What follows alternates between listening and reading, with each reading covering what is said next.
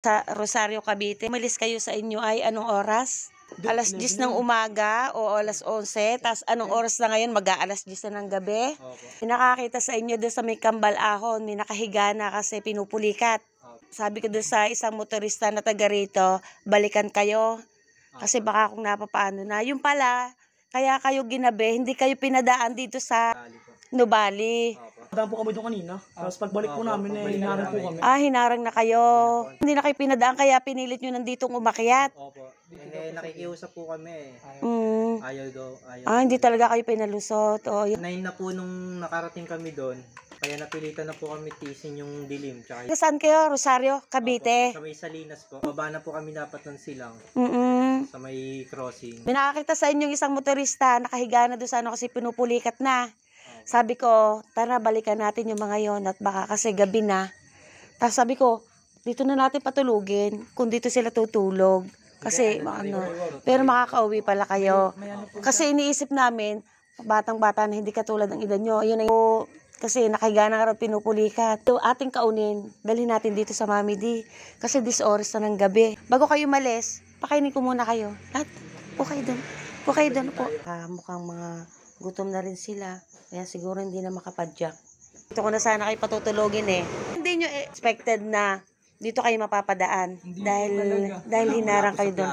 Sino yung nakitang nakahiga na doon sa may... Pinulikat po. Pinulikat. Alam ko, may bugbog na eh. Pinulikat ka. Matanda. May alaga ka pang matanda. Ayan. Alam ba ng nanay nyo? Hindi alam ng mga magulang nyo na ganyan yung mangyayari. Anong oras na ba? Bali, ngayon lang kayo makakadaan dyan sa may papuntang Redpal. Ibig sabihin, hindi pa kayo nakakarating ng Redpal. Hala! Ay kung ang ginagawa nyo dito na kayo matulog, madaling araw na kayo bumaba. Kahit dito sa mga upuang ito. Kasi sobrang taas. May pasok ka pa. Hala, paano yan? Sis po. Hala. Ingat na lang kayo. Ito, Kambal Ahon. Ano yun? Kambal Ahon pala. Ito yung Kambal Ahon, yung nakita kayong nakahiga. Yun yung Kambal Ahon na tinatawag. Ito yung Mami D's bike stop na nakikita nyo sa Facebook. Andito kayo. Hindi pa namin alam kaya nagulat po kami. Mga ilang taon na kayo? 20 na po. 20 na. Aba, anong oras kayo makakauwi sa inyo? Na po kahit mga launa, okay na po yan. Basta safe. Ay nako, kawawa itong tatlong ito. Hindi nila alam na itong dinaraanan nila ay papunta na ng Redpal. Hindi rin nila alam na dito sila na-impale sa Mami D's bike stop na nakikita lang nila sa Facebook. Kahit paano naman nasa tamang edad sila, 20. Ingat na lang kayo doon sa may daan ha. Yun, pasalamat na lang kayo.